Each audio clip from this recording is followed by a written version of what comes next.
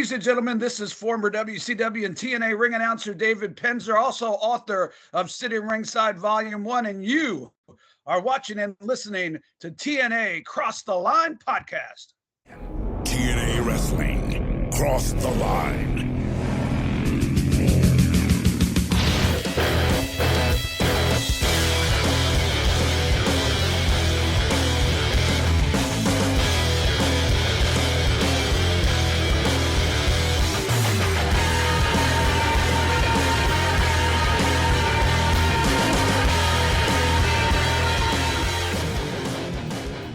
And we're back with episode 354 of the TNA Cross the Line podcast. I am Colling Jr. and with me as always, Dallas Gridley. In Dallas, we are at the Go Home show before Lockdown 2008 in Lowell, Massachusetts, where at Lockdown we will have no longer a 4-on-4, not even a 5-on-4, and certainly not a 6-on-4. It's going to be a 5-on-5 lethal lockdown battle, a war. Team Cage against Team Tomko. But the main attraction, the main event, the whole reason that we're here, partially, is that the TNA World Champion Kurt Angle will defend against Samoa Joe. We haven't seen Joe in weeks since Destination X. He's been training. He's focused because if he loses, he's gone from TNA forever. How devastated would you be if Samoa Joe was gone? The angry Samoan. A man who only smiles when there is blood coming from his opponent. It will be How sad. Would you feel? No, it would be sad. Although, to be honest with you, the fact that he stays and we are entering into arguably one of my least favorite Samoa Joe timelines, maybe it wouldn't be so bad. You are considering this one of your least favorite Samoa Joe timelines? I'm just going to point to my face and do something when he does like this whole thing. That is a little later. Right. We're getting there. Yeah, but I think it's further away than you might realize. Well, that's good then. Then I don't want him to go yet. But I know exactly what you're talking about because I am there in my written reviews. And oh boy. I don't like it. I do not like that. Great. It's not great. Yeah.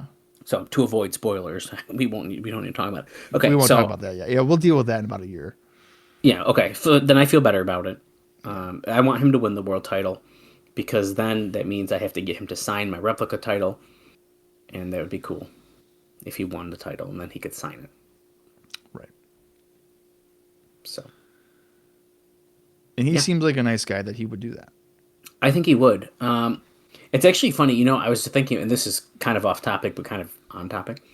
Back in September, when we were talking about the house show that I went to at the fairgrounds in Syracuse, the one right before Bound for Glory. I don't know if I mentioned it or not, so I'm going to mention it here just because it's getting brought up. But they brought Samoa Joe out during intermission to do autographs at the merch stand, and it was pandemonium. It was just like, I've never seen so many people flood in an unorganized fashion at a merch table in my life.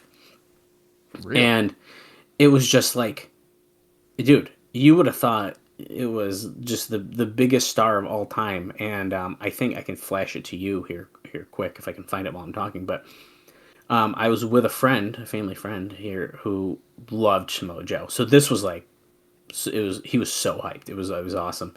And I ended up getting Samoa Joe to sign the back of a Jeff Jarrett 8x10, which I still have.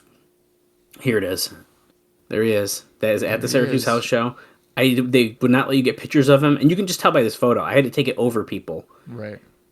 Because I'm going to be honest with you, dude. I think it was free. I'm pretty sure it was just, he's going to sign stuff. And that's why I bought like a promo and he signed it and just passed it over the side. And I took this picture of him over someone's shoulder. And I don't even think I said anything to him. But there we go. I got his autograph on the back of an 8x10. And then for some reason in my head that meant, I don't have to meet Samoa Joe ever again. And then we went to that 1-2 CW show where he was supposed to face AR Fox and I teamed with him. I kind of regret not getting a picture with him.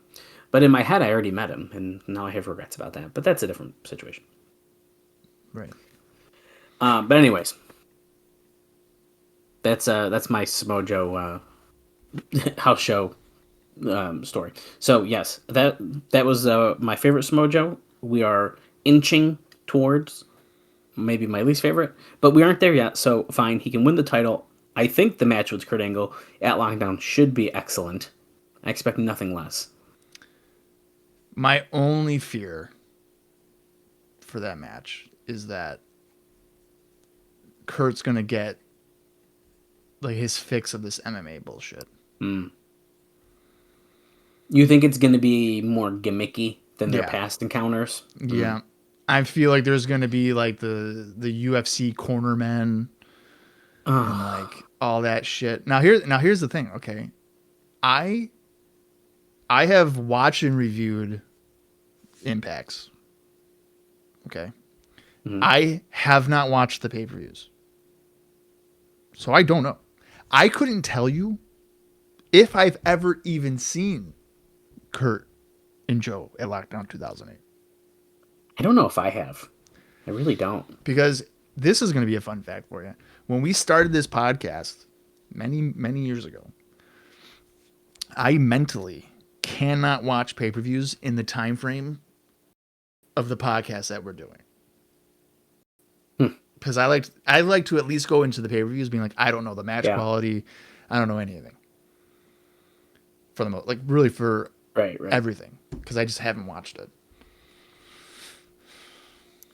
And I've held true. There's been many a time where I was like, oh, I want to watch Lockdown 2009 or something, or Lockdown 06 before we had watched it, and I couldn't do it.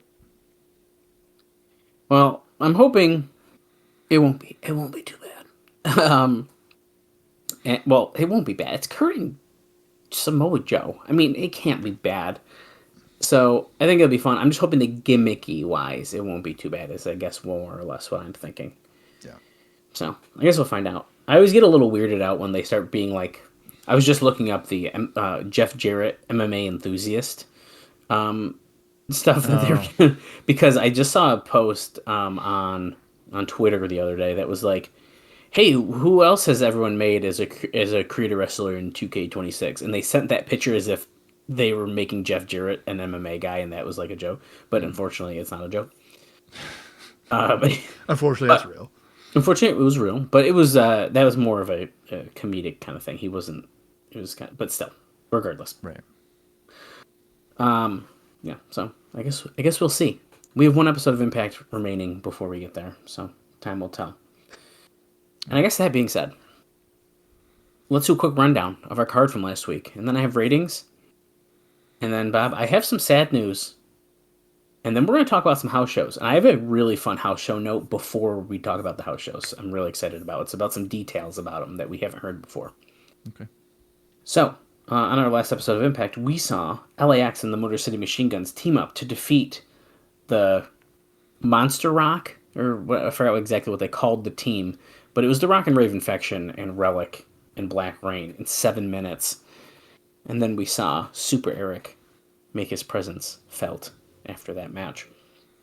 We also saw AJ and Tomko defeat Christian Cage and Rhino by disqualification in 12 minutes. And that was because Rhino decided to gore Andrew Thomas because he was not seeing his tags. And then all the teams came in, were brawling all over the place, and Jim Cornette said, you know what, they're disqualified. So, okay, fine. You want to ruin the fun, Jim Cornette? No big deal. After that, we saw Shark Boy defeat Elix Skipper in 5 minutes in a Lockdown X-Scape Qualifying Match, so he has joined that match for our pay-per-view. Tracy Brooks defeated Peyton Banks in 2 minutes, and then there was a massive knockouts brawl that is now leading to the Queen of the Cage match, which is essentially a reverse battle royal, but it's a cage match for Lockdown. Mm-hmm. So that should be fun. Booker T also kind of came out after that and was yelling at Charmel for beating everyone up with a strap. And then, in the main event, Sting defeated James Storm in 9 minutes with Matt Morgan as the special referee. Yes, Matt Morgan decided in the beginning of the show that he allowed Team Tomko to have a fifth member. It was James Storm. And then he kind of was siding with him, but then after the match, well, at the end of the match, really. He threw Sting his baseball bat, turned his back, and then post-match he ripped off that referee shirt, and it said, Team Cage. He's going to be making his in-ring debut at Lockdown. Pretty crazy. We were hoodwinked and bamboozled. I could not believe it. Well, and the fans at home could not believe it either. Because TNA this past week did a 1.12 rating with a 0.76 in males 18 to 49 and a 0.55 in persons 18 to 49 and a 0.82 in males 18 to 34 and 1.4 million viewers. And I got our quarter hours here for us. It was a 1.26 to start off, which is a big bump from, he says CST. Is that the show on before it? I don't know. 0.9. What? No, CSI? No, he said CST. It probably should be CSI, right? I would imagine it's CSI. I'm blaming Alvarez, by the way, because this is his category here. Yeah, I'm sure that that's a typo. Because I was like, what is that? I guess I'm reading it again here. Then the next one was a 0.99, so it had a pretty big drop there. A 1.06, 0.97, 1.09, 1.09, 1.06, and a 1.05. So yes, the big live show, the biggest show in history of Impact, they had 1.0 rating, and then the week after, they were back up to a 1.12. It's kind of weird, but that's just the way it works sometimes. Okay, so I have a sad news to tell you, fortunately. So let me just tell you this sad news, Bob. Just rip it off. So you may remember back in the Asylum years, there was a feisty old woman who sometimes made her appearance known. Sarah Lee, right? That's right, Sarah Lee. Yeah. She's a former women's wrestler in the 50s and 60s for a number of promoters, including Nick Gulas and the Jarretts. Well, she unfortunately passed away this week. Oh. And in the last several decades, she was best known as being the ticket taker at local events, including early TNA shows in Nashville. They honored her in a ceremony with several other area legends on the first pay-per-view, along with her husband of 43 years, Corsica Joe, who could forget, right. And even used her on TV a few times to feud in that weird feud of sorts with Kid Cash. She was featured in the the women's wrestling documentary Lipstick and Dynamite a few years back as well. And so unfortunately she has passed away. So, former TNA Asylum attendee and ticket taker. She had chased like Glenn Gilberti and all them with a broom. Mm-hmm. Yes. Oh my God, it's so funny. Yeah, that was good stuff. It really was. So rest in peace, Sarah Lee. Back in 2008. Okay, so. Well, I mean, the rest in peace still applies now. Of course. As well. Well, right, yeah. I just want to make it known she didn't die in 2026. Right. She died in 2008. Okay, so before Bob gives us our house shows, and I interject with some fun stuff there too, we have some details about how they're run and stuff like that. So. It is noted that Jeremy Borash has been given the ball on house shows and is trying to push a complete experience with both wrestling and meeting the wrestlers to offer something different from a WWE event. Now, we've heard this before, but they do encourage fan participation between matches. They give out backstage passes to the most enthusiastic fans. Then after the main event, they bring out the faces for autographs, which is not announced until the end of the show. The company is trying to present the idea that wrestlers aren't going through the motions at the house shows and do everything to make the fans think they got more than they expected. The company is trying to book arenas that hold closer to 1,000 than 5,000, so you have that packed house atmosphere, similar to what Paul Heyman would do in the ECW days. Now, on good nights, they are doing about $10 per head in merchandise, as well as several hundred of the 1,000 or so fans get in line for the $20 Polaroids with either Angle or Booker, the biggest stars who go on the road, at the end of the show. The company is making money touring, unlike WWE when they did ECW house shows and averaged 1,000 to 1,200 fans because they keep the overhead low. Now, they only have a 2-person ring crew for these house shows. My God. Yeah. And Craig Jenkins handles the box office. Borash runs the lighting and the music from his computers at ringside. And there is an agent. All the finishes are sent from Nashville, and they're straightforward, short action-filled matches with almost exclusively killing finishes.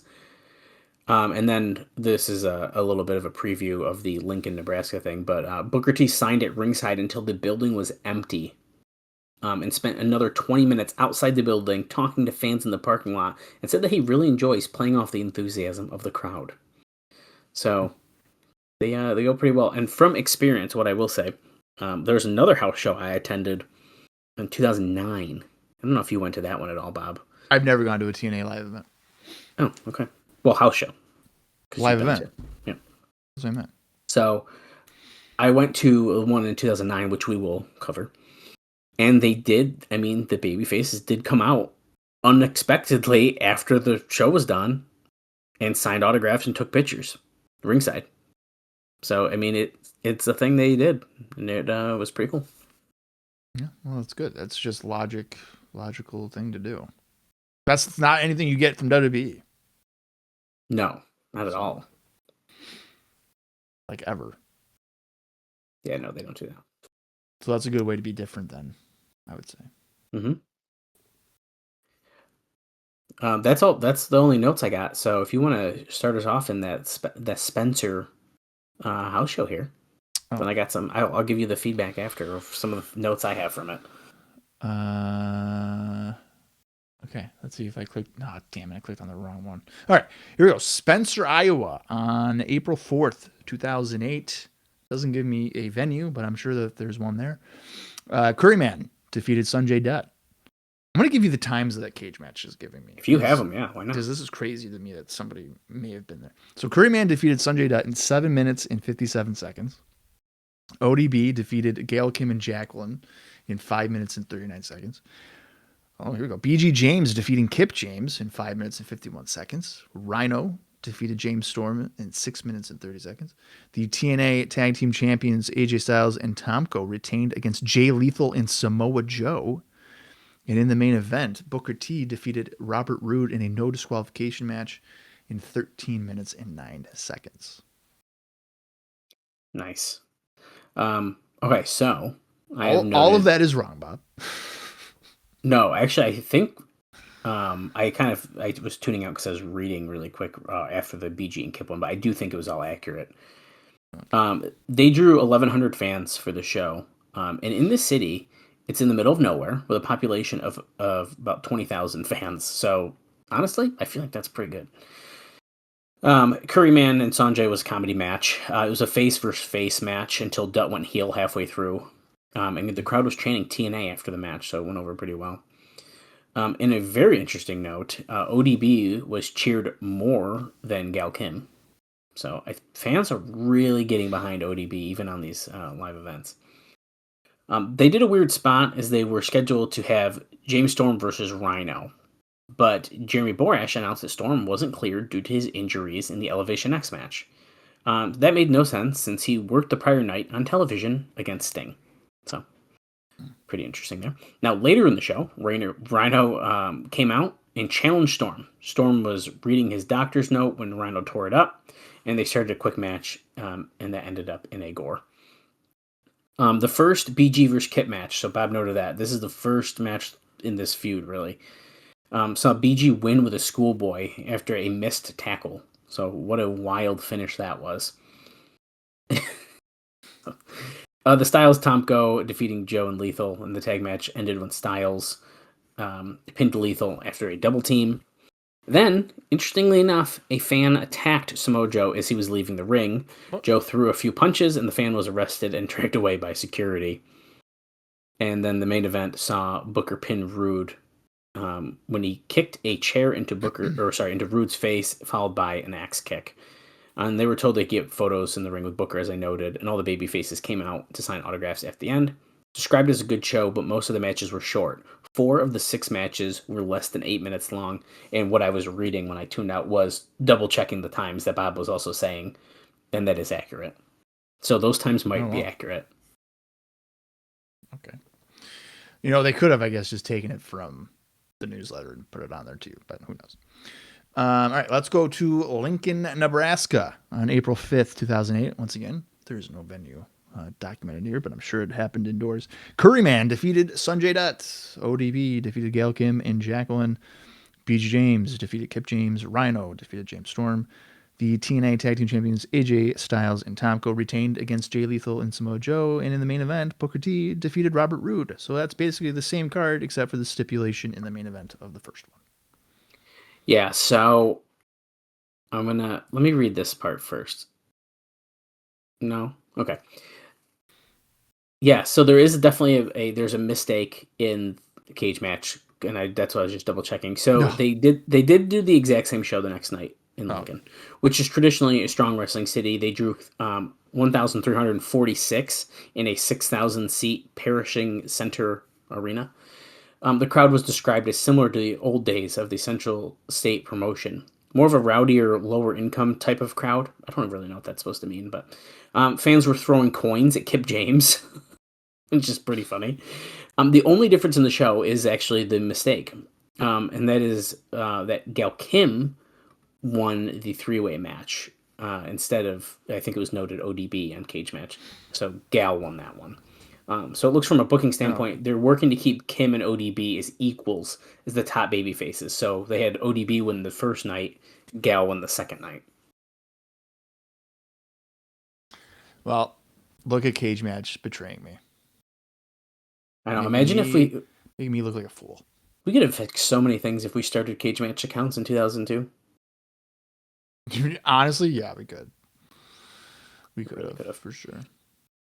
But yeah, no, cool. I always like talking about the house shows, and I like the extra information that we had from JB running these now. I think that was kind of fun. So, Bob, that all being said, those are the pre-show notes. The rest we'll talk about during the show, including a little bit of a more long-winded Kurt Angle interview and much more. Some Matt Morgan updates, as you always like to hear.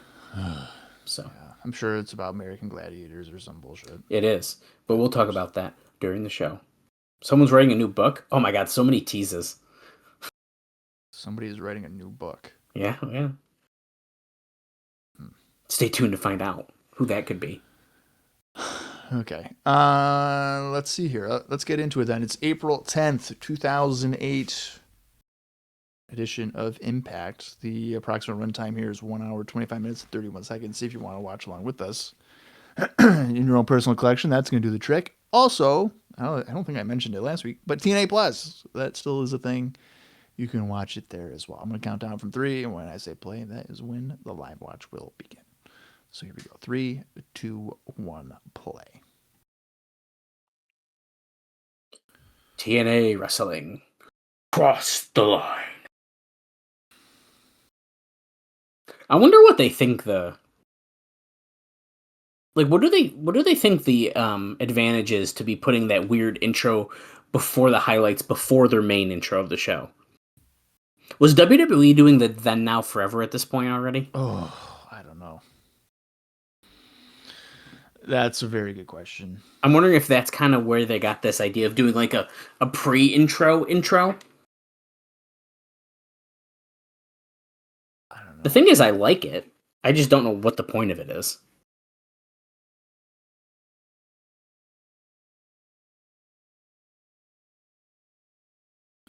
Maybe it's just like maybe it's their way of being like, tell them as early as possible like what they're watching. It all ends in the cage is the episode title. We just saw highlights from last week of the Matt Morgan reveal and everything else we already discussed, so that was pretty cool. And now we have our regular intro. I mean, the thing is, we're not wasting like a ton of time. I mean, by the time the show starts, we're like a minute and a half in, roughly. So it's not like you're wasting anything, but...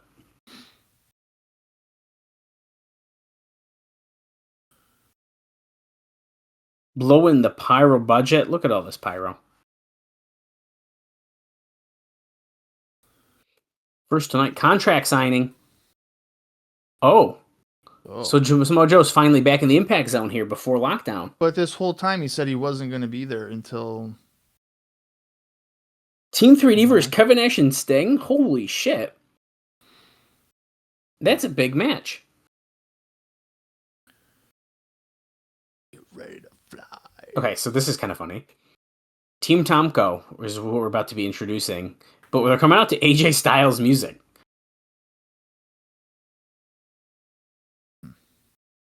Oh, well, there's AJ right there. Yeah, but wait, it should be Tomko's music because he is the captain. Yeah. That's weird.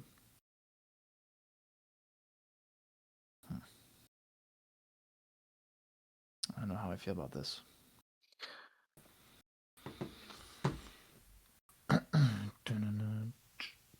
Yeah, so team members will be entering in alternating intervals. Do you think that we'll have an advantage match on this show?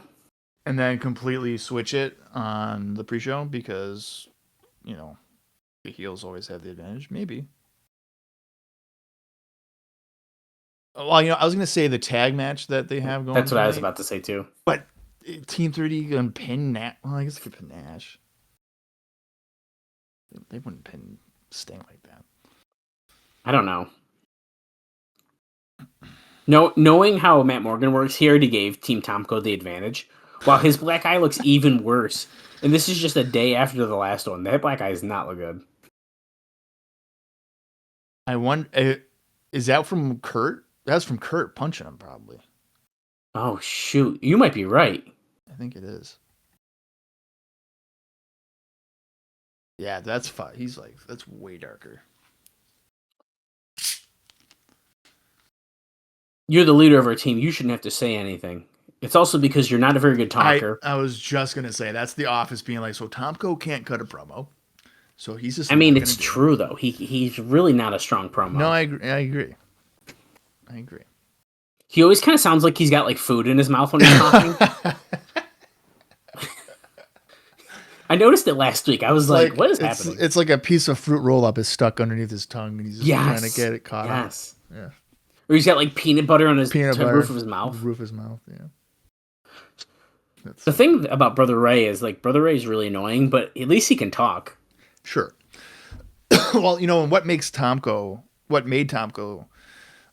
such a good piece of the puzzle with like Christian, even dating back to WWE, is that he was just the bodyguard. He just stood there. Or he would like get physically involved. He was not cutting lengthy promos for Christian's behalf.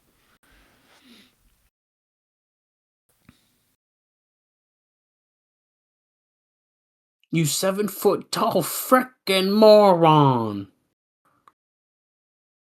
It brings us to tonight. Kevin Nash and Sting. You two have been bleeding the wrestling industry your whole careers. The crowd is chanting, "Shut the hell up." You're the reason WCW went out of business. That is really not true, but okay. Yeah, that's such the cliche thing to say. That's also, even if you ignore why they actually went out of business, you're going to blame Sting and Kevin Nash of all people. Right. Wow, I all of a sudden have an itch to watch 2000 WCW. What people don't understand is like even a lot of reporters or journalists will say the same thing. Oh, it's the bloated contracts. No, the fact of the matter is that if Time Warner wanted wrestling at the time, it'd still be on TV today. They just didn't want it. Yeah. Ted Turner would have kept it going forever. He loved wrestling. He just didn't care. Could you imagine WCW is on TV in 2026? Oh my God. You know what? I can't even imagine. Here comes Christian Cage. They would have fucked up so many different things in their duration of existence. Yep. Matt Morgan has joined Team Cage. We're all here. We're not wearing the corny shirts this week. No, we've learned our lesson. I feel like they strictly did it for the reveal to show Morgan was part of their team. Because look, we're all unified. We all got the shirts on. Yeah. I like that Christian Cage is defending Kevin Nash and Sting, who are standing behind him. It's like, he didn't ask for pickles on his hamburger. You know that meme? He said no pickles. No pickles. Brother Ray just pretended that he was going to run up and attack these guys and stopped real quick. He's like, come on. He's trying to yell his team to come up with him.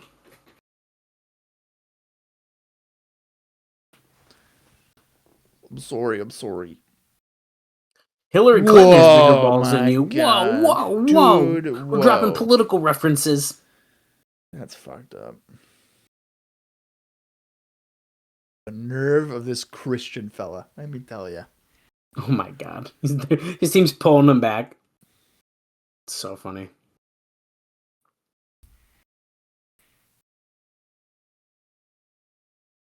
Made you look like complete jackasses.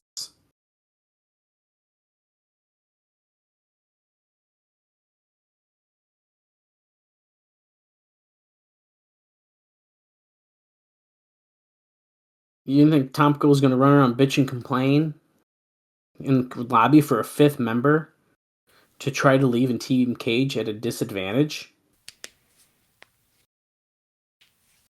Tomko, this is why I told you never to think. He did say that to him. Yes, several occasions. I guess he's not wrong. I am the champ.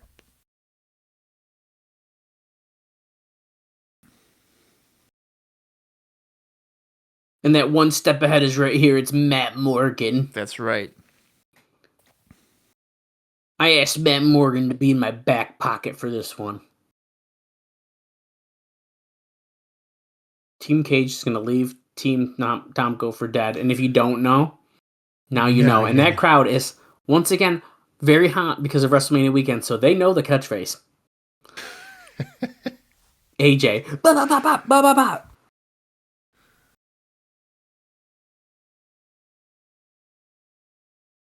AJ mangles the English language.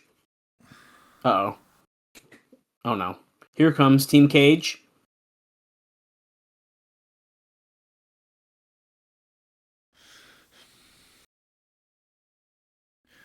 And Team Tomko run away. What a surprise.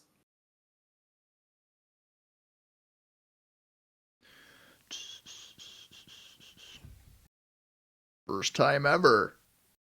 I love it.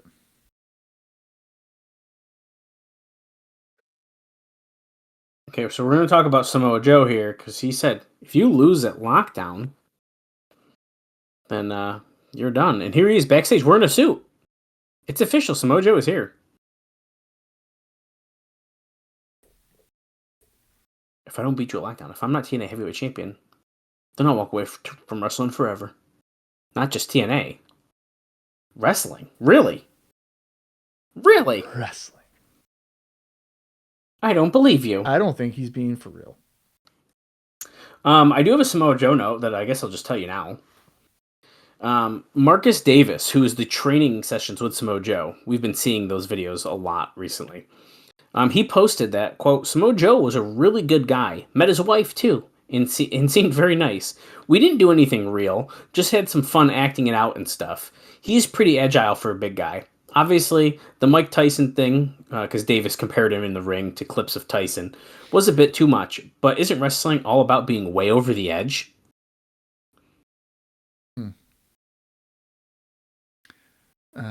Sure. I guess so. Oh, we're sending it to JB to get a reaction from Kurt Angle from what Samoa Joe just said, which means after we hear what he says, I can tell you a Kurt Angle note, because I have about 5.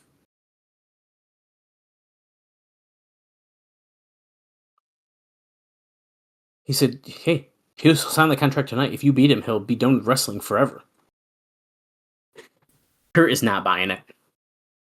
Is that so, JB? I beat Samoa Joe 3 out of 4 times. That's true.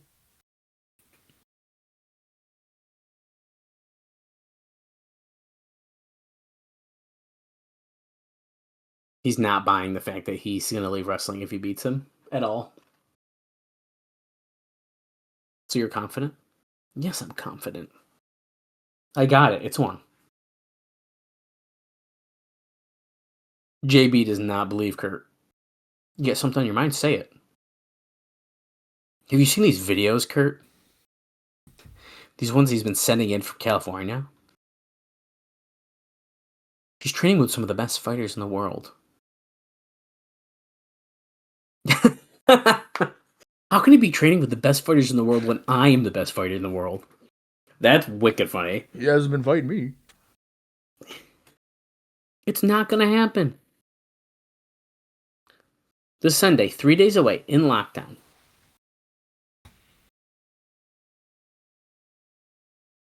There's going to be 100% chance that someone's going to be tapping out. It's going to be Joe, and it's going to be for the last time. Now get out of here. I have to concentrate. Which is also hilarious, the fact that he's a concentrate for a contract signing. Consequences Creed. Yes, Consequences Creed video package here. He is making his debut on this episode. And little does Bob know, I'm going to make him give us some indie notes, some throwback indie notes, because I want to know what he's been up to since his last appearance at Bound for Glory. But he stepped away, and he'll find that out. Next! Consequences Creed's debut is next. TNA Lockdown X-Scape Qualifying Match. Okay, that is a big spot for him to make his debut, if that is what we're doing. Rock and Rave Infection. This is the opening context. We're only 13 minutes and 19 seconds in.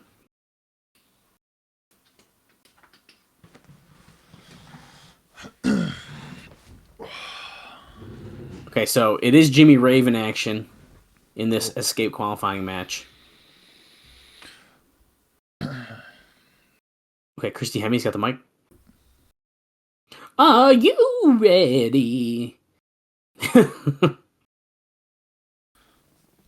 Rock and Rave Infection. Yeah. Boom, split. Oof.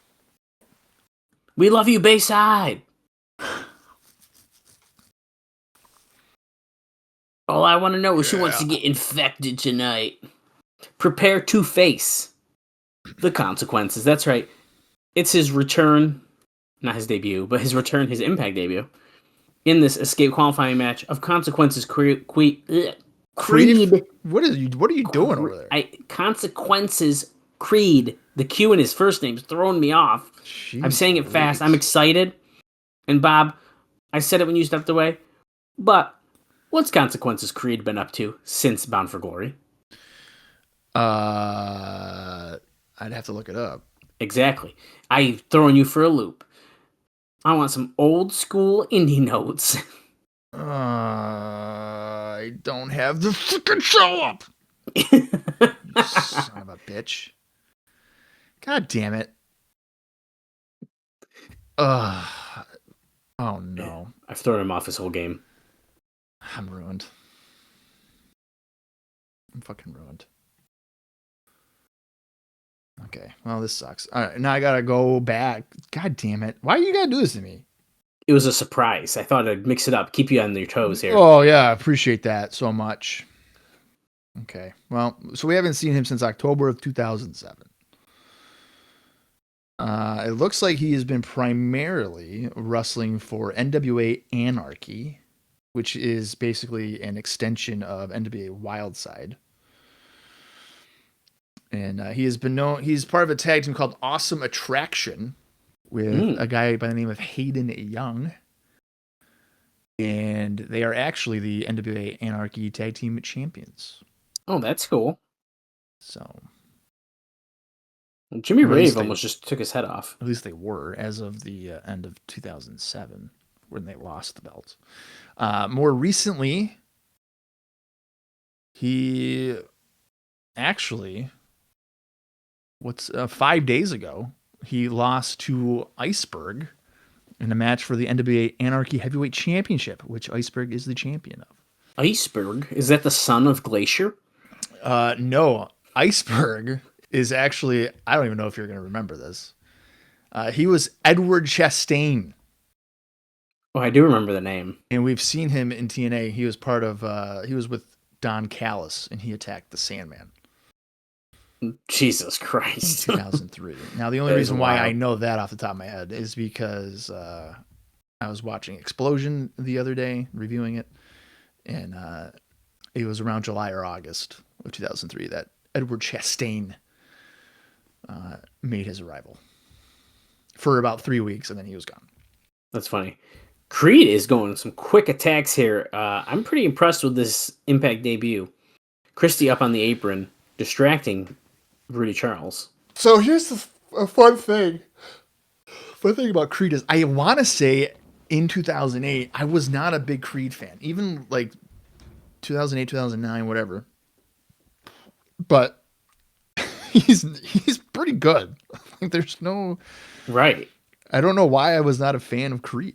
Like back in the day, you're saying? Yeah, like watching this, like if it was live in 2008, I think the initial like Rocky persona wasn't really my thing, I guess, at the time. Hammerlock DDT going for the cover. Creed gets the win. He is in the X-Scape match. Jimmy Rave is for sure not going to know what town he is in now. That was nice. I like that Hammerlock DDT. That was nice. All right, so Creed is in the X-Scape, which he should win. Oh, I would. Well, it is for the title, so I mean, but who cares? Strap him up. Oh wait, it is for the title? Yeah, Lethal's Oh in it. shit! Oh, never mind. That's not gonna happen. Speaking of, Crystal with Black Machismo Jay Lethal and SoCal Val holding onto his title for him. X Division Escape. This is the first time we've seen him in the Impact Zone in a while, because he's been doing that courtship dates with Val. Yeah, he's been trying not to get cock blocked by Sanjay and keeps on getting cock blocked. Yeah. Speak of the devil. You better believe it. To completely shit on Sanjay Dutt right now, Bob, but this is the first time I've noticed how much he's balding. His hair is not looking good. Yeah. Yeah, that's somebody hanging on real bad. Oh, he just pulled Val away. Lethal, you're going to put up with that? Tiki Gonzo to me. He's looking a little Tiki Gonzo. I promised you a Kurt Angle note, and unfortunately I did not deliver because the Consequences Creed threw me off. I didn't expect to see his debut so soon. We went to commercial, but now we're coming back, so I'll just give you a quick one just in case. Kurt Angle is filming some sort of reality show. There were cameras following him around at Impact last week. He's also supposedly working on hosting 2 different television shows. Keep in mind, he also claims that he'll be fighting Randy Couture this fall. So, who knows? Whoa, cuffed in a cage. What? LAX, Relic Black Rain, Motor City Machine Gun, Scott Steiner, PD, Rock and Rave Infection, Queen of the Cage, Angelina, Velvet Sky, Salinas, Rocket Con, Hemi, Jacqueline, Rock. Oh my god, they're going so fast with this. I can't even keep up. The X-Scape. We're getting real match graphics now. These are very cool. BG James versus Kip James. That's made official right here.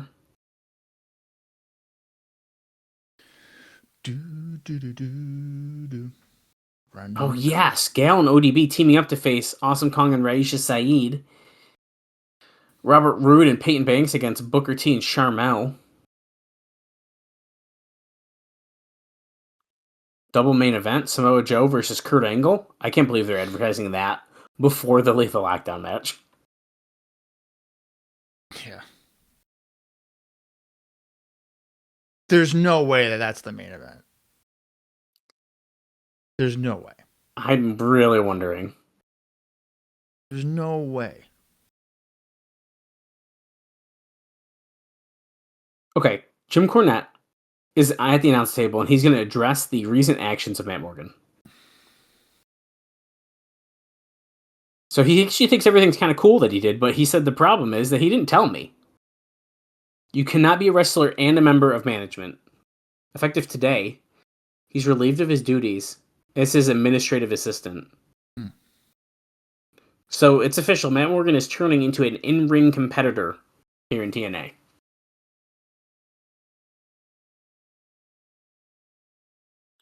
Let's get the reactions of Matt Morgan right now. We're doing a lot of like, hey, this happened. Let's hear what the other guy thinks right now. Right.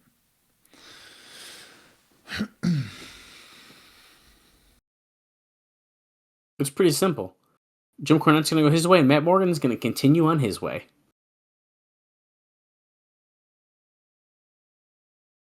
Are we sick of watching night in and night out and not being able to do anything?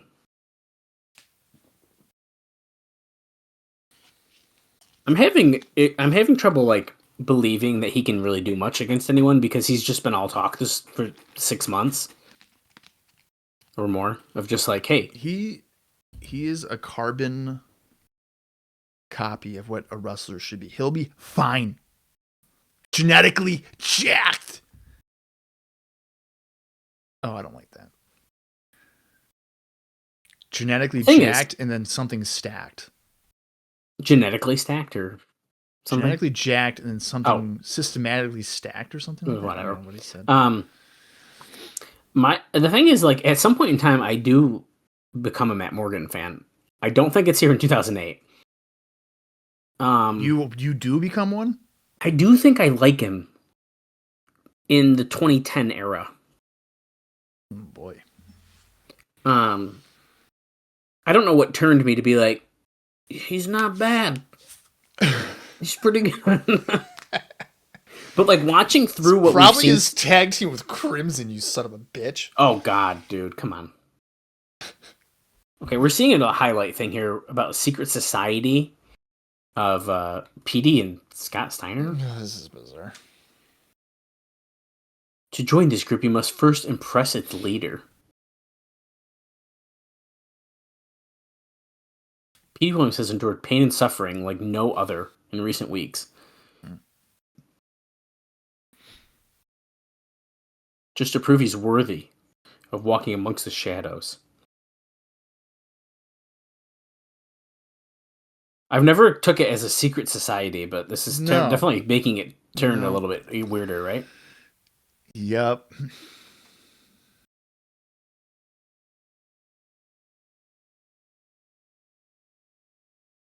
A secret society. I've never ever put it together that Scott Steiner was part of some kind of secret society or something, or wanting to be part of one. He's putting a clamp on his nipple. How is that? That's fine. Not bad. No so that's a negative. That's a paintball gun that's shooting in his back. Oh. That's fine. Oh shit! He literally was just shocking him, and now he's shooting him more with paintballs. Holding him underwater. I mean, this seems more like a hazing thing. We said that before, but what's that? He's hazing him. I mean, it's an initiation. He's initiating him. So maybe slight torture. He's slightly torturing him. Yeah, remember he was on the car hood last week. Yeah. Oh right, they were coming off the interstate. Which, I mean, if that were to be true, the police would probably be... He was on the interstate, yeah. Involved in that. And here comes Papa Pomp. Wow. Holla, if you hear me. Following tag team contest, scheduled for one fall. All right. Bob, during this entrance here, I want to start to try to read you this longer note that I have that I probably should have just said in the beginning of the show, but whatever. Kurt Angle was on a Sacramento radio station this past week and said that he was pushing to Jeff Jarrett the idea of doing TV or pay-per-view from Sacramento, saying he thought the Acro Arena had some of the best fans when he was in WWE, noting the milk truck angle with Austin took place there. Angle claimed that he is training 2 days per week in MMA and 6 weeks before his match with Randy Couture. He will start 6 weeks before he'll start intensifying his training. He claimed that his neck is now 100%. He said that after a match with Sting last year, that Sting told him that he was the best wrestler he was ever in the ring with. He said that he thinks that it'll take 2 to 3 years for TNA to challenge WWE ratings. He said TNA has come a long way in the last 5 years and has gone further than WWE did in its first 5 years. Kind of a weird comparison, but... yeah. Then he also continues this, by the way, the machine guns are coming out as the opponents of Steiner and Petey Williams. In a Baltimore Sun interview, he said that he feels better than than he has in years, and his weight is under 210, saying that he's in the best shape he's been in since 1996. He said he doesn't have a lighter schedule. He doesn't have a lighter schedule than in WWE because he's doing so much promotional work. but he is wrestling about half as many dates. He said TNA has gone from nothing to becoming a wrestling power. He said that he and Randy Couture have both signed non-compete clauses and that they can't take their match to a different promotion, but haven't actually signed on for the fight.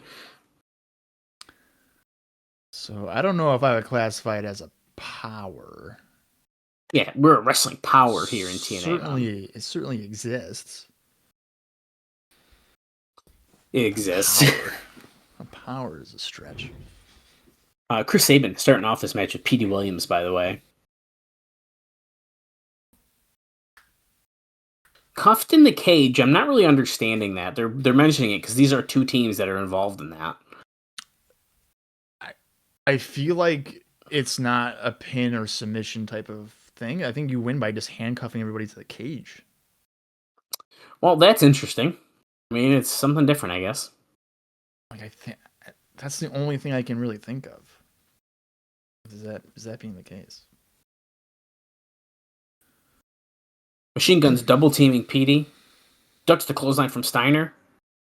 Kicks in the midsection, dropped him to his knees. Double kicks.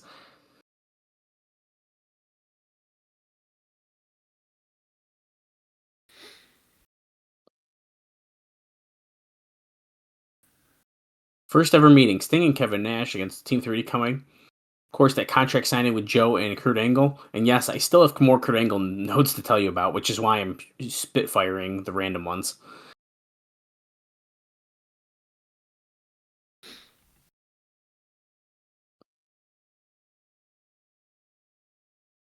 Sabin back in the ring with Petey. Petey counters that Irish whip. Steiner hits Sabin in the back. Petey gets a kick to the midsection, jawbreaker, rolls back, comes back with a spinning heel kick.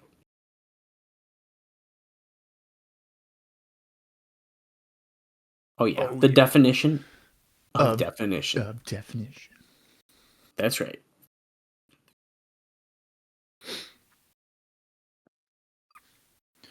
The definition of definition.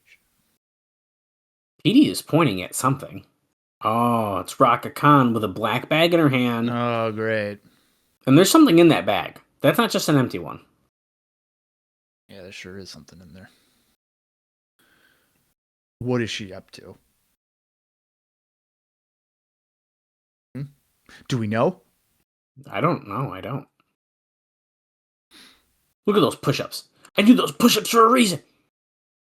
Or whatever he's tried to say to Petey, as if he's not just breaking up his own cover to do a couple push-ups. Overhead belly-to-belly suplex to Chris Sabin. Big Papa Pump is challenging for the title at Sacrifice, or so they tell us. Will he face Samoa Joe, or will he be facing Kurt Angle? I don't know. We'll find out. First, we got to get through Cuffed in the Cage.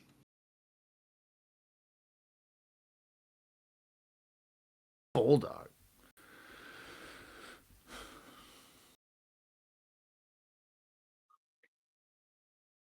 Now remember, Scott Steiner is in fact challenging for the title at Sacrifice, so I can't imagine he's going to be losing to the Guns here. I guess Petey could, dude. Though. Petey could. I don't know, dude. What do you mean you don't know? You better know. I also don't think they're gonna win the Guns. I don't think are gonna win this one, but I guess you never really know. No, they've been like in the doghouse, right? Like I'm not misremembering that. Yeah, no, that's pretty accurate. They have been, for like too long, I think. Yeah, because they didn't want to blade during one match, and a match that I don't know if it really mattered if they bladed or not. So. Yeah. That's probably exactly what happened.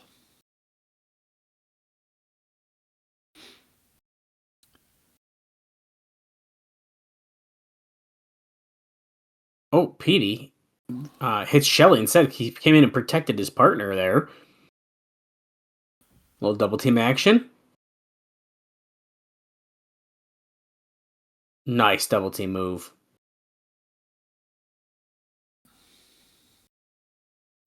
What the fuck? The Petey kicked out, but like they acted as if Slick Johnson was distracted first. I don't know. That was really weird. Slick Johnson's not good at his job. Trying to make sense Steiner. of anything he does is not going to work. Ready? Oh, Canadian Destroyer. is he going to pin him? Is he going to be it on a winning? Yeah, dude, the initiation's working. The initiation is freaking working. The sick flip.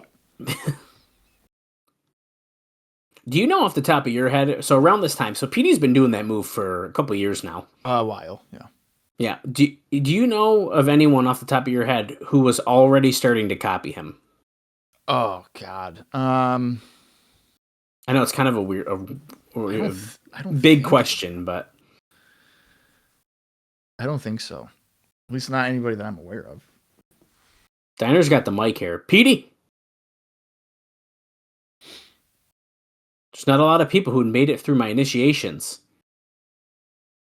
They would have quit or told me to go to hell. That tells me that you're not only tough, but you're a crazy son of a bitch. You're a crazy son of a bitch. Tonight is the last initiation. Petey's like, what? He says, one more. Well, that's nice of him. And you're part of my freak club. You want to be a genetic freak? You want to be with me? You want to go to the top? This is it. He's holding his hands out to be handcuffed. What's in the bag here? There's scissors. What is he doing? Oh, he wants to cut his hair. Cut his hair. That's a tipping point. We can't do that. Don't do it.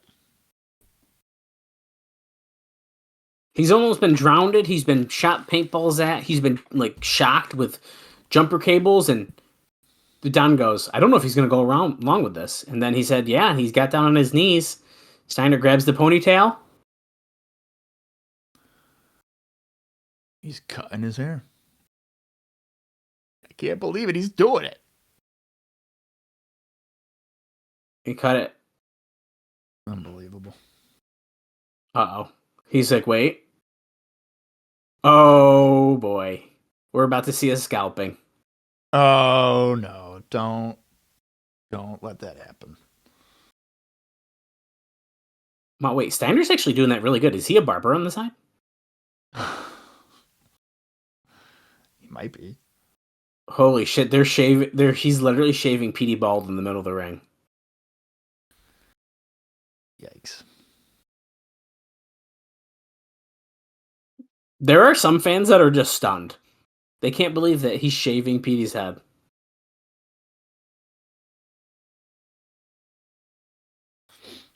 Sometimes you gotta break somebody down to build them up. It's true.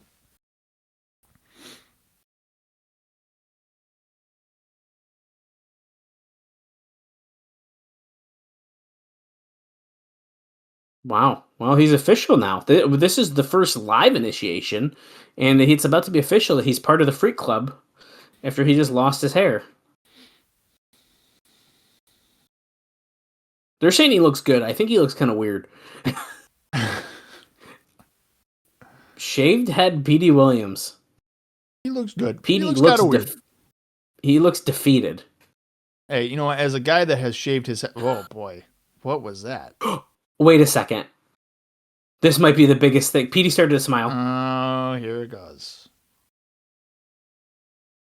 He just put on the chainmail.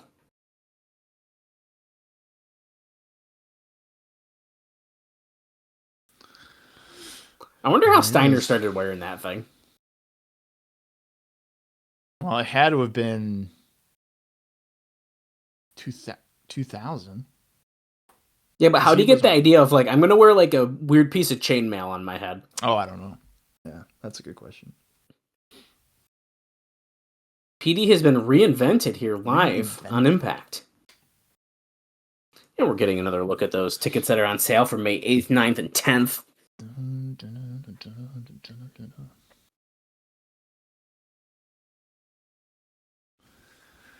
It's fan interaction in Lowell, Massachusetts.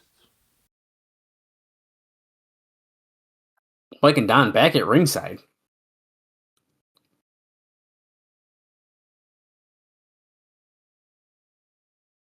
No, we're seeing the replay again here. But speaking of Mike Tenay, Bob, we kind of mentioned this last week, but if you didn't forget, the company loves Frank Trigg. So they're reiterating it here. And Mike Tenay is the person who made the call as he'd seen Trigg do Pride shows in the past and liked to staff commentary. So that's why he ended up doing commentary with him a few weeks back. If Trigg can learn pro wrestling, there would be an opportunity for him as a wrestler, but you never know if someone is going to be able to make it in that transition. Right.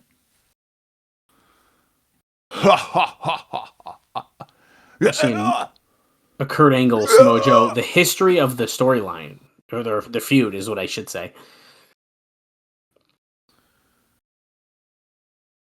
The debut, the headbutt, is, I mean, historic. Absolutely apeshit. Seeing him go at it, Bound for Glory, because Kurt was the enforcer ringside.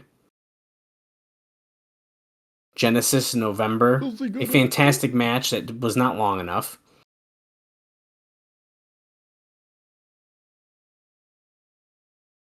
Turning Point in December. I believe this match is I think this was like an easy 5-star match. Yeah, isn't their first match our favorite one? It might be, but it was too short. It was too short. Yeah. But the second one I think might have been it. But this one, I think that one was too long. Hard Justice was when Karen got involved with the chair. This one's pretty good too.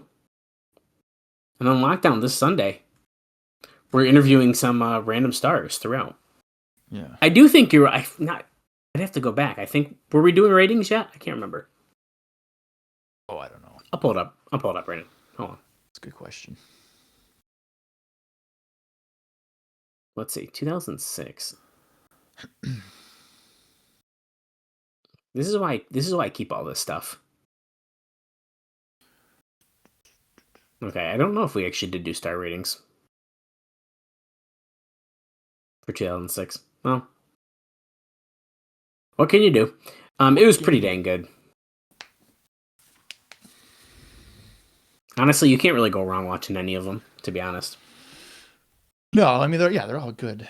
They're good matches. I think to an extent they're a little overblown, potentially, but in the moment, I think it's more significant than it is overall.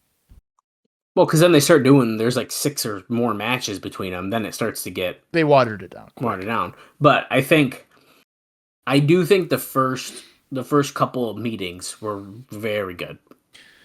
I think that overall their problem is that they went to it way too quick. Mm-hmm. And then by August or something, they had wrestled 4 times at least. Because he's 3-1 going into this match. Yeah. So, speak of the devil, here comes Kurt Angle. And I think I'm going to double check here. I might still have Kurt Angle notes for you. Okay, I only have one more, so I'm going to tell you here. It's related. It's not directly about him, but there is talk of keeping Karen Angle off of television for several months before coming back with a big angle involving Kurt. At times, they had too much devoted to her, but she's a great performer, and I hate to see her gone that long. This is Dave Meltzer, by the way. I guess they're going babyface with her temporarily, but long term, she has to be a heel, but that makes it hard to book her weekly right now.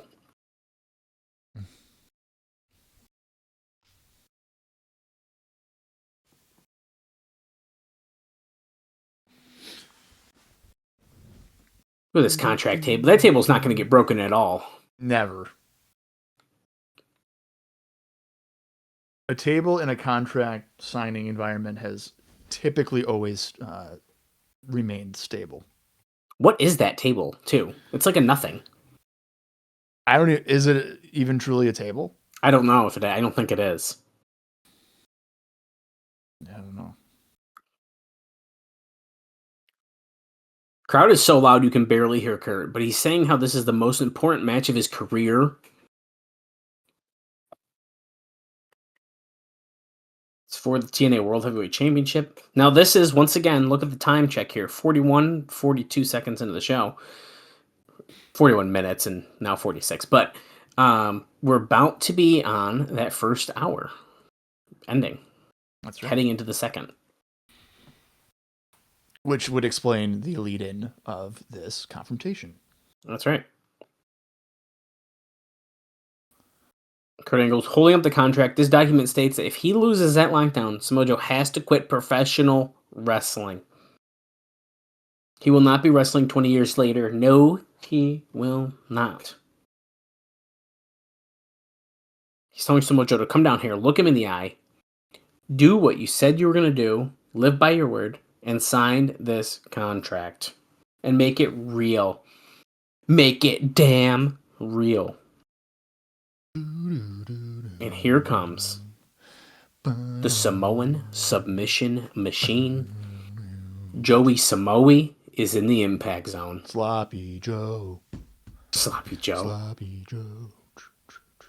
Sloppy Joe. That's crazy. I wish that he didn't show up until lockdown.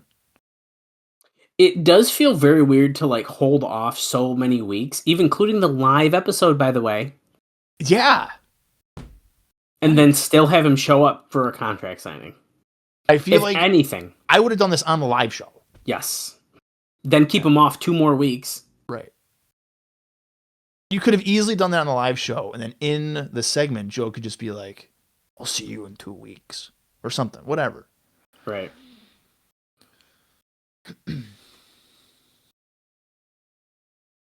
I apologize for interrupting your training sessions. No, you don't. You fucking liar. You don't trust me, and I don't trust you. To make this whole thing legal and binding and official, I've put together this document that I want you to sign, stating that if you do not beat me at Lockdown and you do not win the TNA World Heavyweight Championship, you will quit. Quit professional wrestling forever. Do it. Sign it, you coward.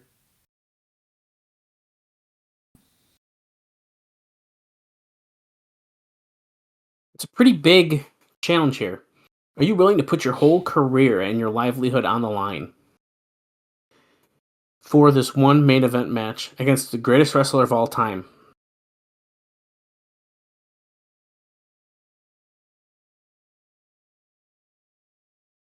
Joe. Do it, Joe. Joe, what if Joe was like, "I've changed my mind"? I have a new deal, and he pulls it out of his pocket. Yeah. Even if I lose, I will still be wrestling. I do think that's one reason why I hate this stipulation, because sometimes it's like I'm just going to use the example, which is past at this point, and so, but happening the day of this recording. Hangman Page is like, I'm willing to put up that I won't fight for the AEW World title again. And it's like, but is that official? Did he decide for sure that that's what he wants to do? Right. But then he does, but it kind of leaves it weirdly up in the air. But like once you say it, it's a thing. It's like when you introduce a weapon into a movie, it has to get used. Right.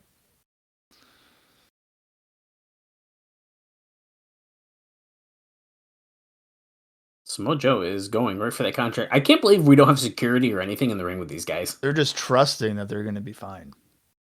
I also like that the contract is in one of those like folders with a clear cover that you'd hand in like a report in school with. Yeah. To like keep it looking nice.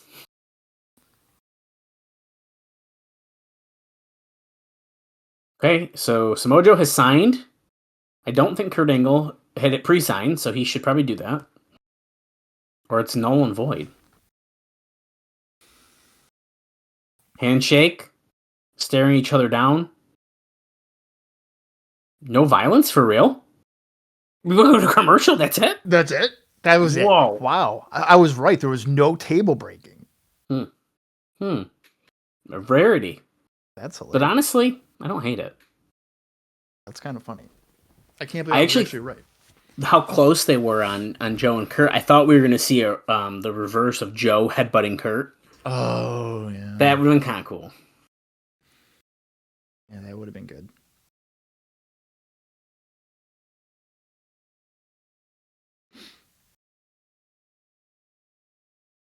Moments ago, we're seeing Samoa from Joe before the commercial. made it official.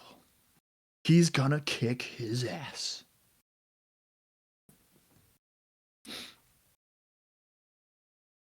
Let's hear from Gail Kim and ODB. Gail Kim.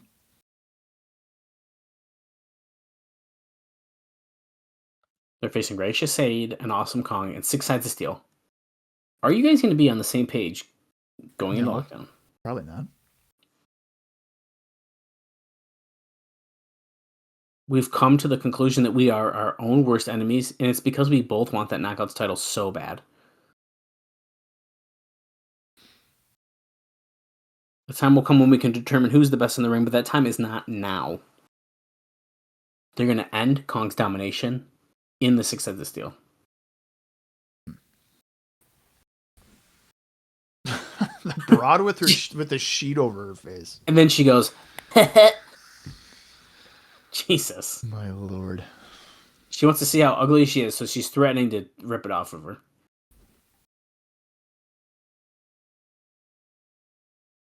She wants to rip it off so that her and Saeed can have an ugly contest. As if ODB's like repulsive. ODB is just an alcoholic. I mean, that's not really anything to be repulsed by. I mean, potentially. I mean, it depends on. Yeah, I don't know. She seems friendly. ODB? Yeah. Yeah, I think so. Yeah, I mean, there's angry drunks that I would far. Angelina Love is coming out. Velvet Sky with her, of course. They were talking about Raisha Saeed in the interview, so I have a note about her. Dutch Mantel is a big proponent of Raisha Saeed because he thinks she does such a great job with the accent. Now, Melissa Anderson, who plays the role, or cheerleader Melissa, as more people may know her as, grew up at some point with Syrians, which is where she picked it up from, but it still comes off as forced and not believable, Dave says. But, so what she said in the interview on last week is accurate. She grew up with this, Syrians. So, pretty interesting.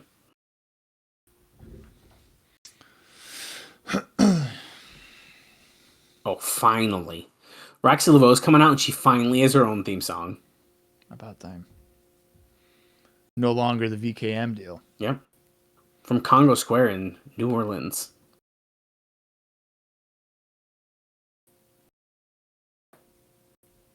So much hotter. Roxxi Laveaux. Here's the thing. Roxy doesn't even need a makeover because she's fucking hot anyway. This is bullshit. Bob likes the hot witch girls. Mm-hmm. They're freaks, dude. I'm telling you. Roxy is not the type of girl that asks you your astrology sign because she already knows. Yeah, you're not wrong. She's like, no, I already know. You don't need to tell me. It's like, okay, well, that's fun.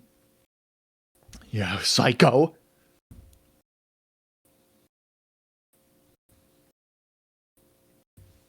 So Angelina Love and Roxy going at it right away.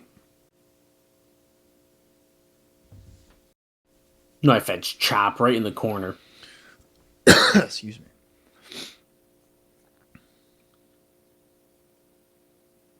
We know so little about Raisha Saeed. I can't wait to see her in the ring with ODB.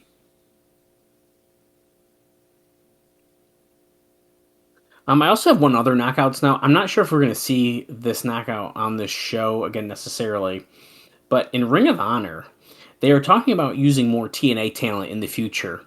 And it's noted that Peyton Banks worked in Orlando with Ring of Honor over the weekend. What?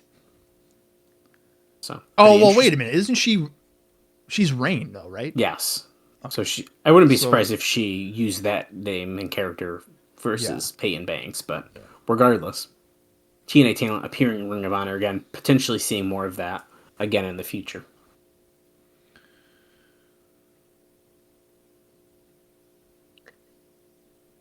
Angelina Love goes for the cover, gets a 2 count, and if you are following along with us too, by the way, we are at 51 minutes and 38 seconds into the show.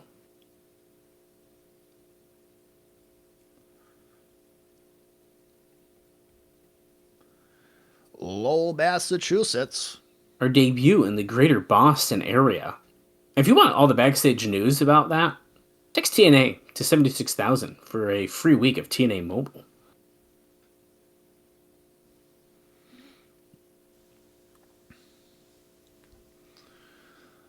Roxxi really putting up a fight here against Angelina. Holy shit, a discus forearm took Angelina right off her feet. She's kicking ass and taking names later, dude. Well, the thing is that Roxxi is quite a good wrestler. Yes, she is. And I feel like I kind of feel like we're really seeing a lot of that show in this match. I want to say for the first time, but she's had some other like decent moments here and there, but she's got a lot of offense in this one. It's not just losing a match to Gal Kim quick. Yeah. Oh, sidestep. Angelina gets pushed into Velvet Sky on the apron. Oh, no. Oh, God. And the voodoo drop. That looks so good. Gets the win. That is a good move. I don't feel good for her spine, necessarily, or tailbone, but no. That looks pretty good. And it looks like it's super, I mean, it's obviously super safe. I mean, she's taking the brunt of that. Oh. Look at that. That's ridiculous. That's a great move. It's really good. Crowd is even chanting for her a little bit. This is kind of interesting to see. She's slapping hands. Little baby face Roxxi. Okay, JB is backstage with Super Eric.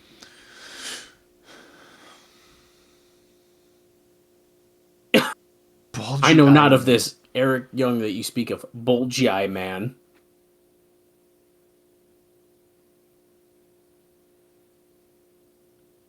He comes to TNA for one reason, and that is to rid it of all of its villains. Tonight, he's going to start with Black Rain. Do we about to see Super Eric versus Black Rain? Is he going to expose his identity? I don't know if we've really even realized this, but there has been a substantial amount of, I don't know if build is the right word for Eric Young to fight Black Rain. But unintentionally, it has been like you're right. That's kind of the point of the whole scared of monsters. Is he's afraid of like Black Rain. That's what started it, at least I think. No, you're totally right, and we're finally gonna see. Oh God, Bob, we're gonna see TNA Rough Cut again with BG and Kip. Ending. It's never ending. Ugh. The path to lockdown.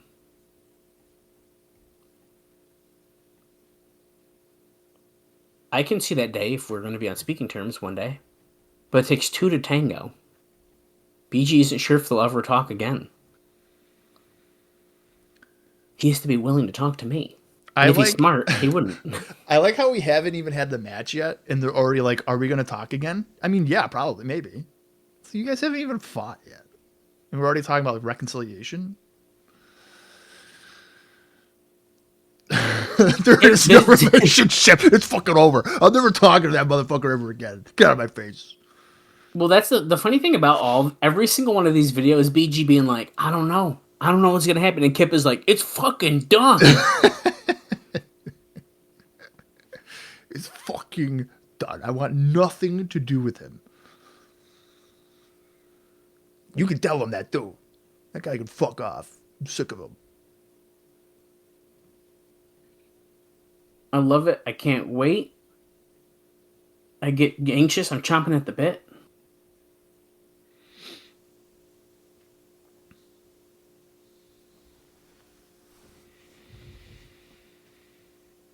You know how big he is and how strong he is. And apparently, he's very mad at me. Emotionally, I'm a wreck already. BG's just can't handle this. And Kip is like, fuck this guy. Oh my god.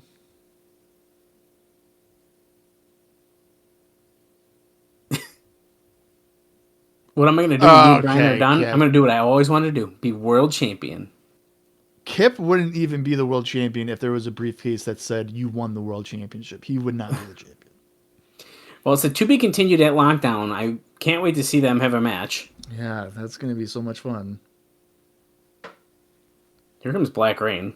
If that match feels like it's going to be a cinematic, emotional, like, oh, here's Bob Armstrong trying to get involved. You guys are like my sons. Well, one of you are my sons, but the other one, I feel like you are my son.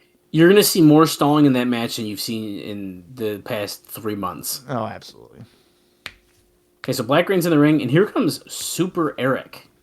How is he going to go against the monster, Black Rain?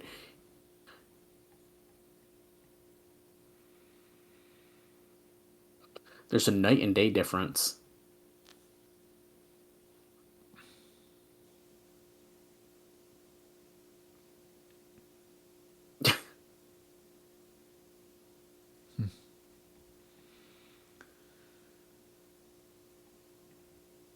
There's no fear when he busts out that costume. Oh, Black Rain pulled him out of the ring.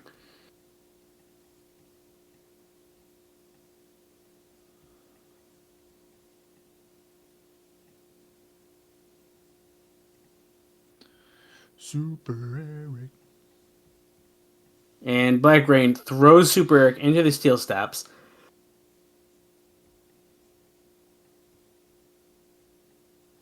I know he's like trying to beat Black Rain here. I have a feeling tonight might not be that night. You don't think Super Eric's gonna win this?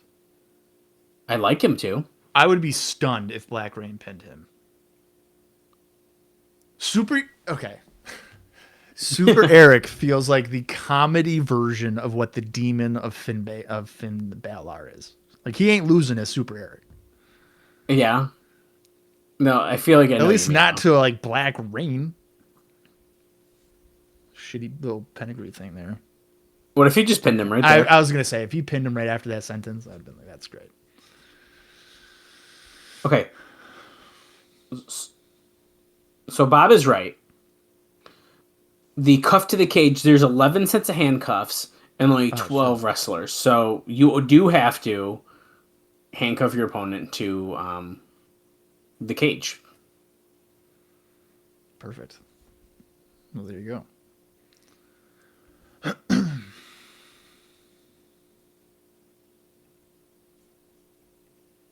Super Eric going to the top rope. Missile drop kick. Missile drop kick off the top.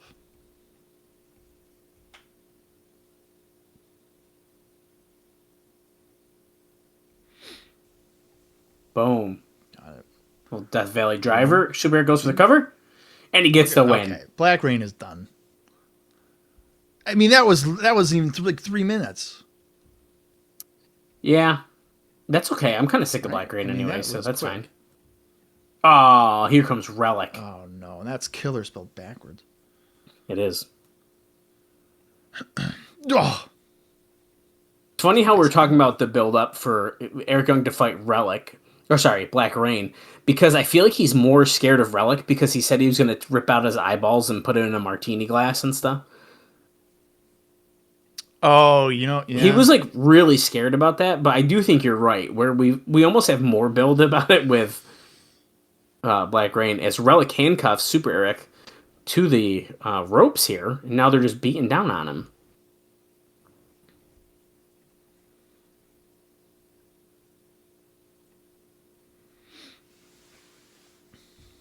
Oh, Kazarian making the save.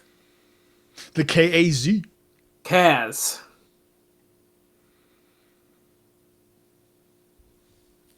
And then there's the Rock and Rave infection. We're about to get all the teams running out here. The Monster Rock team. The Monster Rock. Eric Young's trying so hard to break the handcuffs. Oh, shit. He did it. He broke the toy handcuffs. I can't believe it. You don't know that they're toy ones. Give me a break. Give me a fucking break, Dallas. I bought real handcuffs. They're pretty cool. And for what purpose was that? Just have them. No, they were actually for a school project, but I'm sure they were, buddy. They were. Yeah. They're in my basement. Sure. Sicko. Look at Super Egg, dude. What a nerdy ass fucking response. I buy handcuffs for what? School project. It was just for pictures. It's great. Yeah, pretty lame. Okay, we're seeing a whole segment thing here now. So, Bob, would you like to take a guess who's writing another book? A new book? I'm trying to think. I mean, Kurt Angle had a book, but I'm going to say Kurt Angle. Yeah, no, it was Vince Russo. And it is shit. titled How WCW Killed Vince Russo. And Dave Meltzer says, when I first heard that, it sounded like an April Fool's joke. And I got a feeling that I may think the same thing after reading it.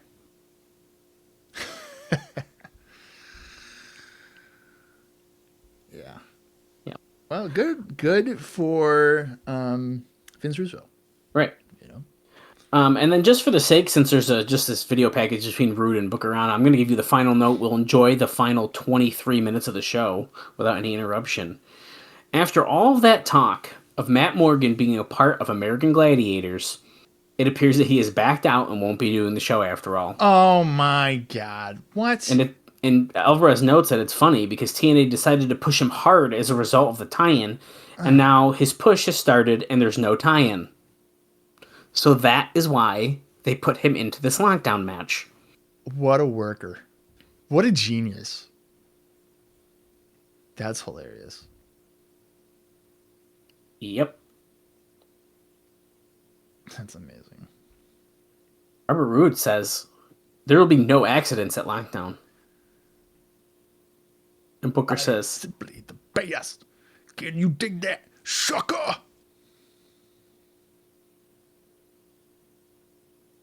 still to come, Team 3D against Kevin Nash and Sting.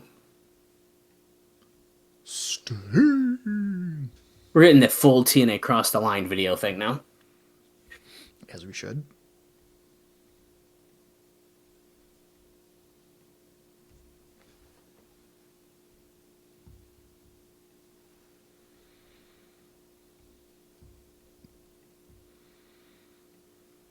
An open TNA arm, wrestling. close fist.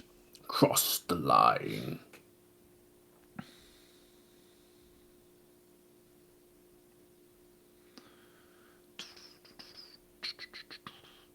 Yeah, dude, get ready for Queen of the Cage at Lockdown. We're seeing a video about that now, too. Jeez. It's the go home show, dude. We have to fill as much time as we can. Honestly, they haven't done as bad as normal on this episode. Yeah. I'm Rock God. Is that like the first time we ever heard her? Yeah, it might be. The Rocker. No one can do Queen like Christy Hemme, baby. She loves doing this split thing. Well, I mean, if you can do it, do it. There can only be one queen, and that's Roxxi Laveaux.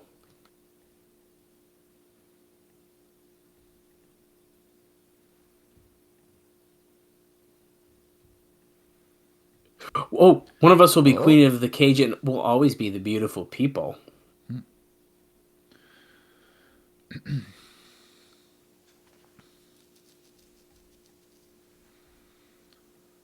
Money.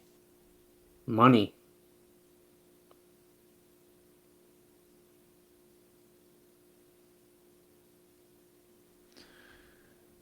Money. One of them will be the baddest bitch of them all, but they have to censor it. Because they're no fun. Yeah, so they battle to get in, then there's a match, and then the winner will be the Queen of the Cage.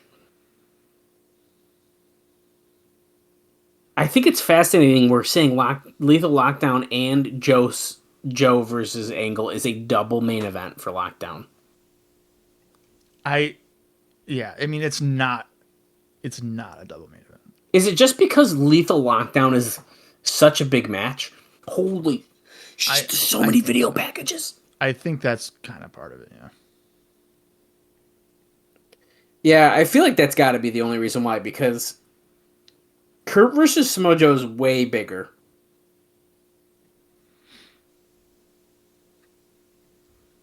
And if Joe and Angle goes on before Lethal Lockdown, dude, I don't know. I'd be very surprised. It would be, yeah.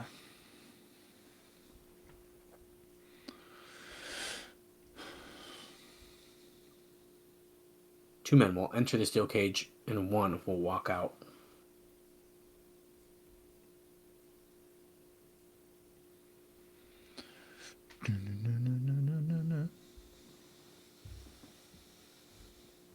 Without a Team doubt, cage. I'm that man.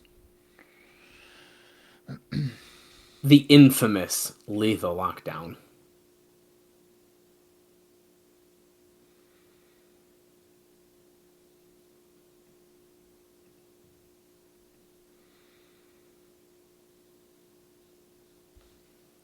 It's Sunday, just 3 days away, and now we're back with Sting and Kevin Nash with Crystal.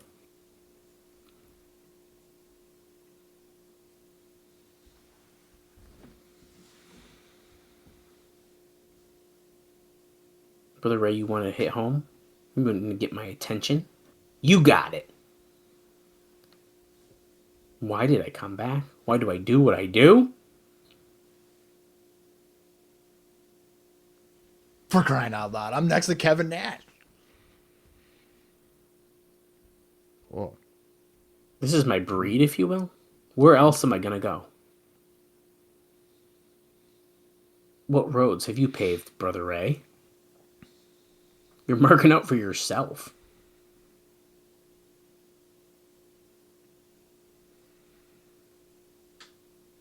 Tonight, when we square off in the ring, I'm going to make it very clear. Kevin Nash goes, strong. Your intentions are honorable, but always have been. It's my job. Overpaid? I'd rather be overpaid than underpaid. Well, that's saying, I'm sure that'll rub some people the wrong way in the roster, because a lot of them are underpaid. No kidding. Oh, some of these people have a second job. By some, I mean the entire women's division. Yeah, fair.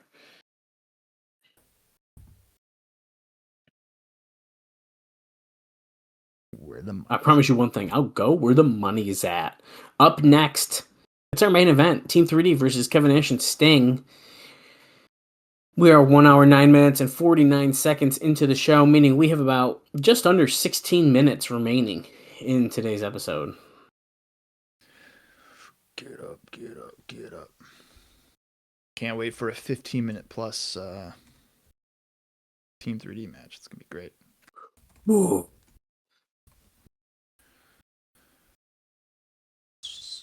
Yvonne is jacked, brother.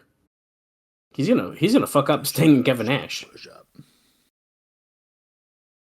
Push up, push up, push up. Do you think that Kevin Nash would take a middle rope fall-away slam? I'm going to say no. That's what I'm going to say.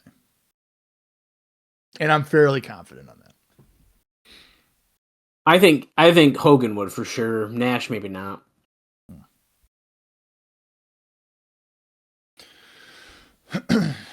Ooh, whoa. Here we go, Big Sexy. Throw him up, baby. Whoop-de-whoop.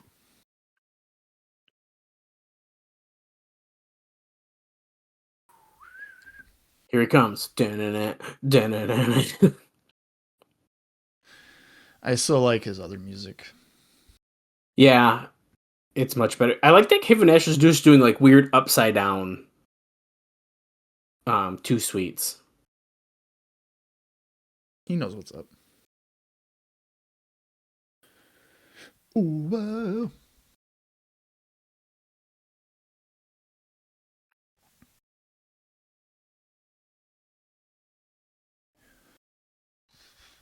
Ooh, whoa.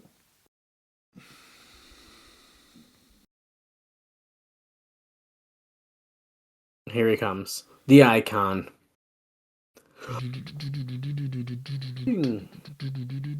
Dana. Dana. Dana. Dana. Dana.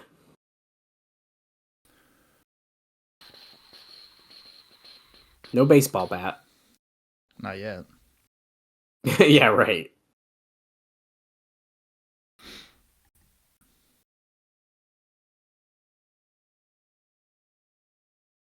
The good thing is you don't have to sit through a 15-minute main event because, sheesh, we're taking our time on these entrances. That is true. Although with a commercial break or so, it probably is pretty dang close still.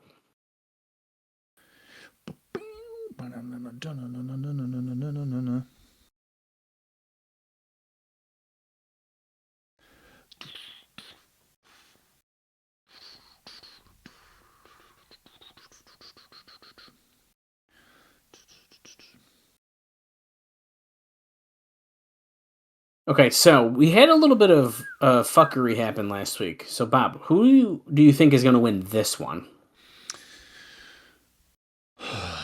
I would imagine that it would be. I mean, it's going to probably. I would imagine Nash and fucking Sting. I almost feel like you have to when it's these kind of guys. Yeah.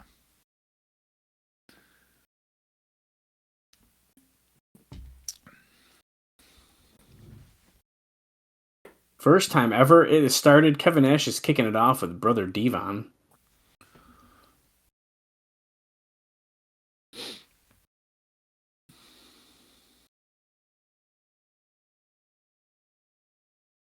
Kevin Nash driving the knees into the midsection of Brother Devon in the corner.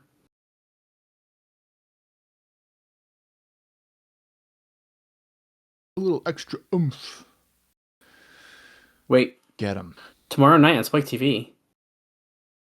It's GT TV. Wow. Game Trailers TV.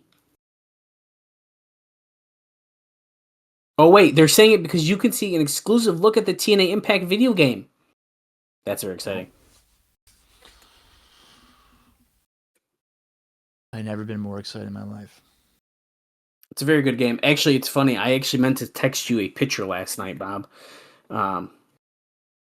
No one else will understand this, but I was having a game night at my house, and I was going to text Bob a picture of the TNA DVD board game and say, we're about to destroy everyone in this game tonight.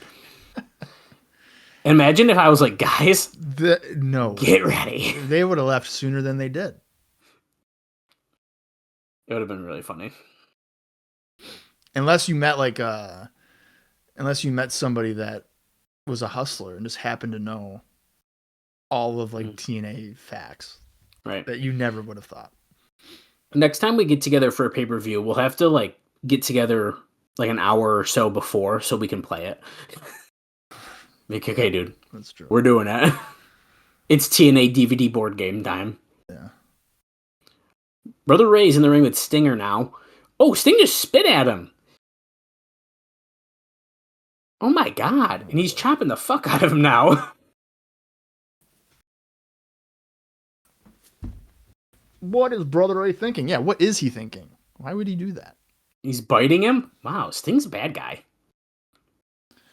Sting's kind of a jerk. They're saying that's what Brother Ray brought out of him. This is what happens when Sting was turning to the dark side when he was feuding with Abyss. And he was feeling the darkness. Oh, yeah. And he wore the Abyss mask up in the rafters. That's right. You can actually see the lip mark on Brother Ray's head where Sting was biting him, which is really funny.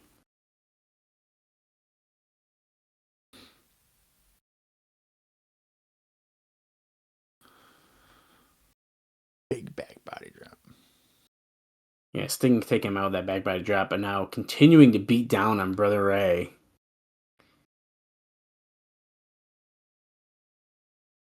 Stinger splash? No, Brother Ray moved out of the way and then clobbered him from behind. We were about to go to a commercial. Who knows where we'll be when we come back. And we're back. Yep. Look at this. Kevin Nash is trying to get the tag as Brother Ray has him in a headlock. And during the break, he threw him against the steel steps.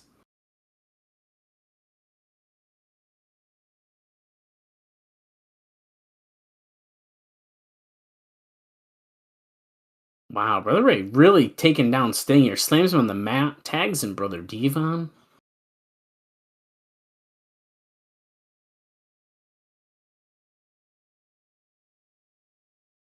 Double clothesline. Explosive move by Sting. Both members of Team 3D down. Can Sting tag in his partner, Kevin Nash? We can only hope. For Sting's sake. He got him. He went over the top rope, and now he's laying all the punches in on Team 3D. Irish whip to Brother Ray. Gives him a big boot. Irish whips Brother Devon. Comes back. Big side slam. 1, 2. No, Brother Ray breaks it up. And is that Earl Hebner kind of got pushed aside?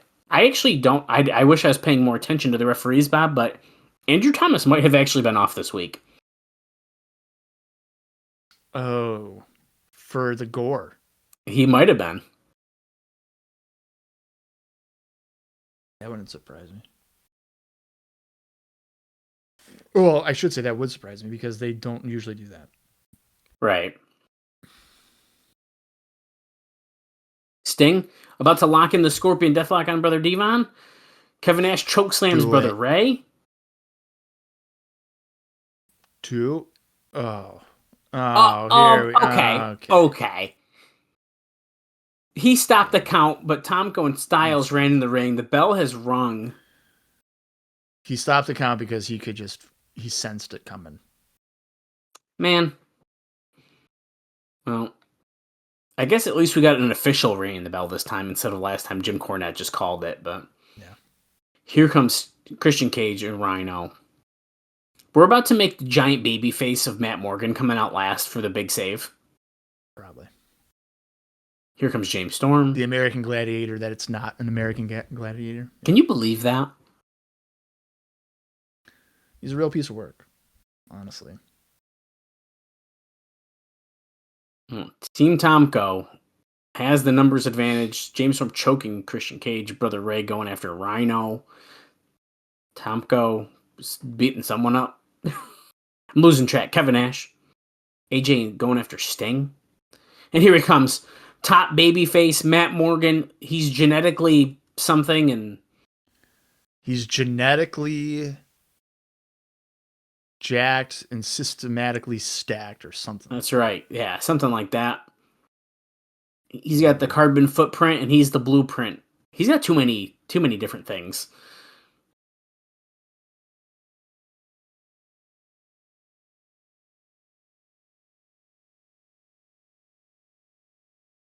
Someone that can look Kevin Nash eye to eye, and Jacqueline just jumped on his back. He flips her off. That ain't right.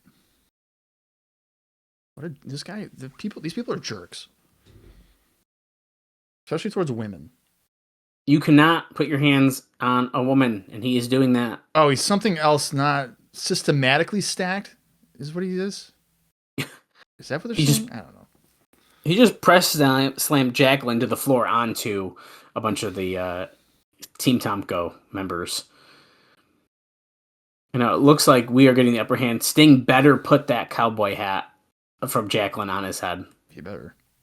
I'm sure he will. Nah, he didn't. He stopped. Damn it.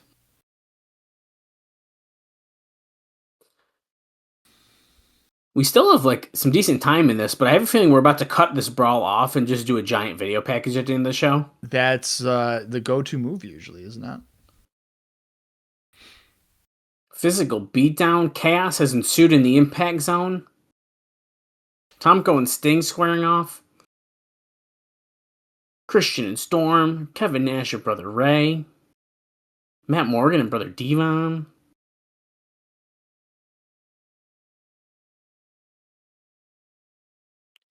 And there's a gore to AJ Styles in the middle of the ring.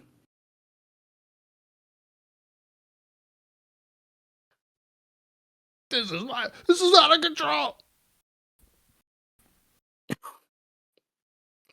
I love how close the fans can yell at people when they're on the stage laid down. And there we go. We did. We, in fact, cut off. Operator, Nothing to Lose is our song for this video package we're about to watch. Oh, perfect. Well, I guess, Bob, as this video package is starting, what did you think of that episode of Impact, our go-home episode? Fairly productive. You know, I mean, it wasn't bad. It was not. No. This build of TV towards Lockdown has not been like really too terrible at all. Yeah, I think it's been pretty good. Yeah, we've had some stronger main events heading into the event. I mean, the heels are so much weaker than the baby faces. I do wish that maybe Team 3D like just hit the 3D on Nash or something and pinned him just to get some level of momentum. Well, yeah, I feel like there's about a 0% chance the heels are winning Lethal Lockdown. Oh, absolutely, right. Like 0. Yeah, there's no shot. So I do agree with you there. Yeah, there's no doubt. So now we're seeing none of that is happening. We're seeing the video or the match cards again for Lethal Lockdown. Now it's going to be Awesome Kong and Raisha Saeed against ODB and Gail Kim. They also did just show a clip I just noticed that we did not see on TV of Team Christian standing in the ring, and because Kevin Nash had that cowboy hat on, and so that's how I know it's from what we just saw, and we did not see that. So that's kind of fun that they showed that. But then it looks like the Escape match: Johnny Devine, Consequences, Creed, Jay Lethal, Shark Boy, Curry Man, Sanjay Dutt. I guess it doesn't technically say it's for the X Division title, so I think I'm wrong about that. I think I would imagine it is. You think it is? Yeah. Absolutely. I would have to assume, but it doesn't say. I think that's the right thing to do, is just assume. Little Queen of the Ring graphic. Last time I tried to say all the names, I slipped up and missed half of them, so you have to just trust us who's in these matches. I trust you. And then we're showing we're heading toward the Cuffed in the Cage, and the big point of this is they were changing up Petey Williams' look. Super Eric's involved. Kaz, Rock and Rave Infection, a lot of stuff here. Well, we're really going back here for BG and Kip because there's been nothing to show the storyline. So we have to show old footage of them being a team and like when they made their debut. Yeah. When they were making fun of DX, which I feel like is something that we try to forget about. We can't forget Booker T and Charmel against Peyton Banks and Robert Roode. Yeah, I mean, it's not a bad. The card is not bad, and they have no. And another fun thing is, I'm pretty sure we know the entire card.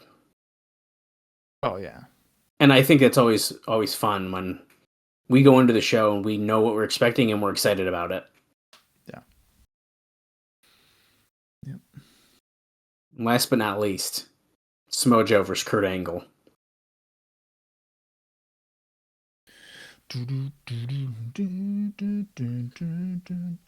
This is a very long video package at the end of the show. And there we go. We have officially gone off air. All right. Wow. I am so ready for Lockdown. Our next episode, just 3 days away. Yeah, I am. I'm looking forward to it. Lockdown is traditionally one of our favorite shows to watch, just because, well, frankly, every match is inside the 6 sides of steel. That's right. We are suckers for gimmicked matches. Mm-hmm. And luckily, Lockdown has that. I don't know if we do know all the matches, technically. There's one on here that I don't know. Yeah, I don't know if I know one of them. Oh, wait, that's extension of that one. Exactly. So that spoiled that for me, but that's fine. Okay. So, yeah, we have... Yeah, the X-Scape match is for the X Division title. That's at least how it is worded. Yeah, okay. Well, good. I'm glad it is. I want it to be. So. Yeah, we're not going to run down the card. We just did. We literally just saw it. We said the whole thing. Yeah. So, all right, I'm looking forward towards Lockdown.